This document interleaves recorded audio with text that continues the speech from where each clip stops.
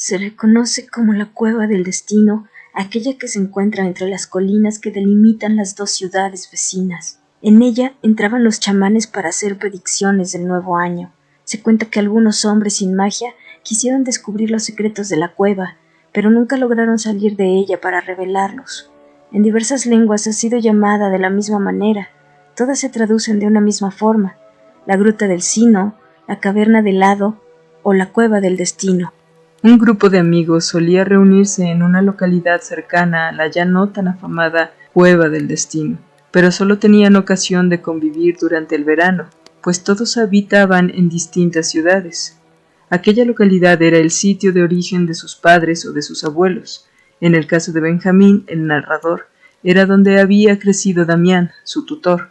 Por ende, era el único que habitaba en la zona, así que debía detallar algunas cosas para su mejor entendimiento. Tenían ya 4 años con esa tradición donde se turnaban para narrar historias fantásticas. Estas los animaban a la búsqueda del conocimiento y del crecimiento como individuos.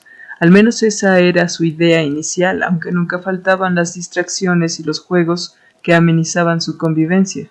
Aquel era el 5.º año y la primera vez en que Benjamín tenía el turno de narrar su historia, pues ellos eran 6 en total. Así que había hecho su elección con mucha cautela, deseando aportar lo mejor.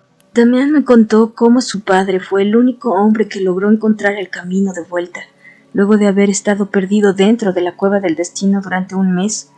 Lo curioso es que las autoridades sí buscaron dentro de la cueva. Dijeron haberla recorrido por entero, con linternas y perros, pero no encontraron ningún rastro de su padre. Todo parecía indicar que nunca había estado ahí.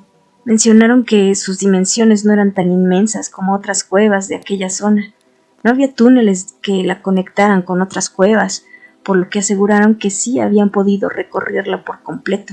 Sin embargo, del padre de Damián no encontraron ni el menor rastro. No había huellas ni indicios de que alguien hubiese estado caminando por ahí, como cuando alguien perdido busca desesperadamente una salida. Cuando volvió a la ciudad, lo único que afirmó es que todo ese tiempo había estado ahí dentro, pero la policía afirmó que era imposible, pues por más que hubieran pasado por alto su presencia, los perros jamás se habrían equivocado. Todos lo llamaron farsante, dijeron que había estado bebiendo y que no volvió hasta que se le acabó el dinero para comprar tragos. Pensaron que lo más probable era que había estado en una localidad vecina, dentro de una cantina. Los chicos miraban a su amigo, conocían muy bien aquella historia, era algo que solía contarse en la región.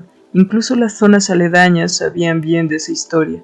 No había quien no supiera que, aún unos años atrás, deambulaba un loco por el vecindario. Ya habían pasado algunos años desde su muerte y la historia permanecía latente.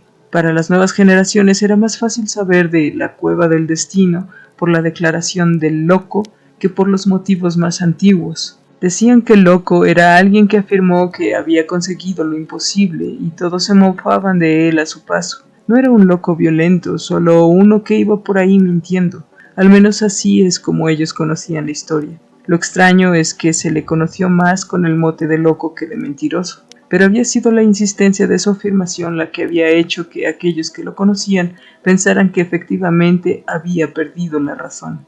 La gente seguía mencionándolo como si el suceso hubiese ocurrido recientemente. Los chicos de por ahí crecían escuchando diferentes versiones de la historia, pero siempre había una moraleja que la acompañaba. No te alejes, no te embriagues o simplemente no mientas porque podrías volverte como el loco del pueblo. La mayoría lo tomaba como mofa, pero a la larga resultaba útil para controlar un poco a la población más joven y desenfrenada. El asunto nuevo para revelar es que la verdad es bastante diferente, pues resulta que el papá de Damián jamás dijo una palabra desde que volvió. Solo asintió con la cabeza cuando le preguntaron si había estado en esa cueva. Siempre asintió ante la insistencia, pero nunca habló. Así que en realidad él no dijo algo de lo que se cuenta, pero desde entonces se convirtió en el loco del vecindario. Justamente su pérdida del habla propició que lo llamasen loco. Iba a trabajar y hacía sus deberes, pero no volvió a decir alguna palabra. Los señalamientos y las burlas hicieron que Damián se dirigiera por el camino de la justicia, hasta volverse policía.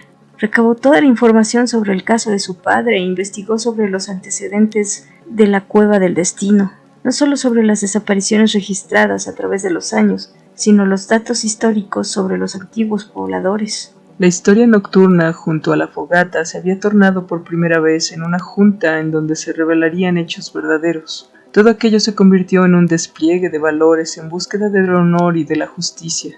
Al mismo tiempo no había perdido la esencia del misterio, el impulso de buscar en su mente opciones que los llevasen a descubrirse, a retar al intelecto, algo que desafiara a sus facultades. Lo que no ha hecho es adentrarse más en los registros sobre las versiones chamánicas, porque hay poco y están en otras lenguas, pero aún debe haber un guía espiritual que pueda decirnos algo más al respecto, un descendiente directo. Amigos, este relato va más allá de un pasatiempo. Yo sé lo que Damián busca. Desea resarcir la reputación de su padre. Desea que todos se enteren de que su padre no mentía. También desea saber sobre las desapariciones de esa cueva. Quiere revelar de una vez por todas el misterio, pero no puede hacerlo solo. Él ha cuidado de mí desde que mis padres murieron. Quiero ayudarlo a encontrar un poco de alivio, darle respuestas, retribuirle un poco de todo lo que ha hecho por mí. ¿Estarían dispuestos a ayudarlo? Aquel quinto año los chicos se unieron más que nunca con un mismo propósito. Su intención era resolver un enigma verdadero. Fue entonces que hicieron su promesa. Cada uno se dedicó a recaudar toda la información posible. Dos de ellos buscaron apoyo para traducir un libro y algunos documentos que les permitirían conocer más sobre las antiguas tradiciones chamánicas. Por primera vez todo tenía un toque de seriedad, un sentido de valor y de lealtad que llevarían sus intereses más allá de la curiosidad y del beneficio propio. Sin contarle a Damián, Benjamín estaba colaborando junto con sus amigos en esa exhaustiva investigación, la cual le había llevado ya mucho tiempo de dedicación al policía incansable. Pero Benjamín optó por no mencionarle algo sobre eso, pues siempre le pidió que se mantuviese lejos de la zona, especialmente lejos de la cueva del destino. En el verano siguiente, el chico que debía contar su historia dejó de lado su participación para ceder el espacio a la exposición de lo averiguado. Entonces descubrieron muchas cosas que le daban sentido a los hechos. Los chamanes no entraban en cualquier fecha. Era un momento específico, una alineación espacio-temporal. Afirmaban que la cueva se convertía en un portal hacia el universo y desde ahí podían ver otros tiempos. Así era como salían con las respuestas sobre lo venidero y advertían a sus pueblos sobre lo que les deparaba el destino. Todas las desapariciones de personas ocurrieron en fechas distintas, pero todas coincidían en una misma temporada, a la que llamaban el umbral de la muerte. Sucedía en la época en la que, antiguamente, era conocida como la época de cosecha, en la estación de otoño. Les llevó un par de años más averiguar cómo debían calcular cada nueva ocasión en la que los chamanes, de haber continuado existiendo aquellos pueblos, deberían entrar a la cueva. Para entonces los chicos ya estaban en edad de planear su futuro, incluso ya debían pensar qué clase de estudios debían tomar para lograr alcanzar sus objetivos cuando fuesen adultos. Precisamente por eso lograron recabar suficiente información. Aquella ocasión probablemente sería la despedida. Difícilmente podrían volver a reunirse todos. Era la primera vez que se veían en una estación diferente. La sensación era otra y sus mentes de niños habían cambiado, pero no así la lealtad con la que habían prometido ayudar a resolver el enigma. Por eso, en verdad, todos se habían esmerado en alcanzar su objetivo. Esa noche del mes de octubre, Damián encontró una nota de Benjamín donde le explicaba lo que habían estado haciendo sus amigos y él en esos años. Mencionaba que todo cambiaría a partir de ese día. Finalmente, la reputación de su padre quedaría enmendada porque la verdad sería revelada. Recorrerían el trayecto hasta el lugar donde todo había iniciado y regresarían con las pruebas necesarias.